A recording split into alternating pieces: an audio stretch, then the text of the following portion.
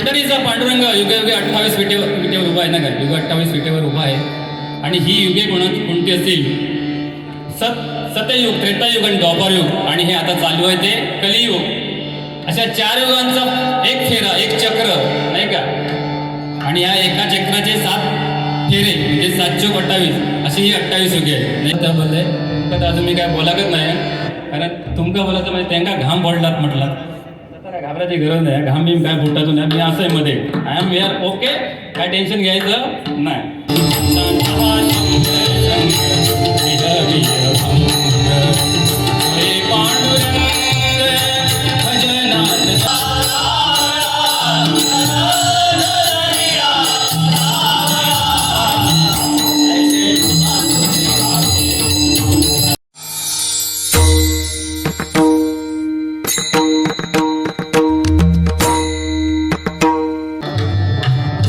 सन्माननीय माझे परममित्र ज्यांनी मला या डबलवारी क्षेत्रामध्ये उतरवलं. म्हणजे मी डबलवारी या क्षेत्रामध्ये उतरत नव्हतो, कारण आपल्याला ते जमणार नाही. त्यात बोलावं लागतं, खूप काय हे खूप टेन्शनची कामं असतात. शुगर वाढवायचीच कामं आहे ती डबलवारीमध्ये. पण या माणसामुळे जे आपले प्रसन्न एक भाऊ आहेत, त्यांच्या मंडळामध्ये झांजवादक चकवादन करतो, उत्कृष्ट झांजवा त्यांच्यासाठी जोरदार काय होतात ते. आणि मी एका कंपनीत कामात होतो आणि त्यांनी मला सांगितलं की बाबा शैलेश तू उतर होऊ दे. पहिली यांच्यावरच बारीक होते. त्यांच्याकडे 100 रुपयाचं अतिमोलाचं असं पारितोषिक आलंय. मंडळाचा ते स्वीकार करतो. धन्यवाद धन्यवाद.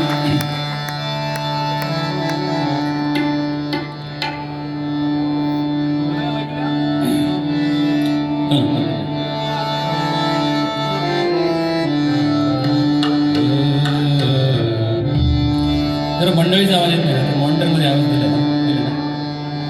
Okay okay okay. बघा, पंढरीचा पांडुरंग युगे युगे 28 विटेवर उभा आहे ना का, युगे 28 विटेवर उभा आहे. आणि ही युगे कोणती असतील? सत्ययुग, त्रेतायुग आणि द्वापारयुग. आणि हे आता चालू आहे ते कलियुग. अशा 4 युगांचा एक फेरा, एक चक्र नाही का. आणि या एका चक्राचे 7 फेरे म्हणजे 7 चोक 28 अशी ही 28 युगे आहे नाही का. आणि हा पांडुरंग ज्यावेळी पुंडलिक आई वडिलांची सेवा करत होता त्यावेळी पांडुरंग तिथे येतात. आणि पांडुरंग पुंडलिक काय म्हणतोय, तेव्हा तिथे तिथे असलेली वीट विकावून लावली आणि तिथे युगे युगे 28 विटेवर उभे करून ठेवलं आहे. म्हणजे आई वडिलांची सेवा इथे किती महत्वाची आहे बघा. आजकाल मुलं म्हणजे कुठे जायची गरज नाही. पंढरपूर काशी संतांनी सांगितले, फक्त नामाचा उच्चार करा म्हणजे आपोआप देव पावेल, आपलं कार्य सिद्धीच होईल. त्यासाठी कुठे वारीला जायची गरज नाही, काशीला जायची गरज नाही. आपले आई वडील हे दैवत आहे. रूपाचा अभंग सादर करतोय संत तुकाराम महाराजांनी रचलेला हा अभंग. सुंदर घडण्या सावळा भवानी पण सुंदर अशा प्रकारे अभंग गायन केलं आहे. भुवांना मी बाकी तसं काही बोललो नाही, फक्त तुम्ही लव बोललात म्हणून त्या बोलले. तर अजून मी काय बोलाकच नाही, कारण तुमका बोलायचं म्हणजे त्यांना घाम पडलात म्हटलात.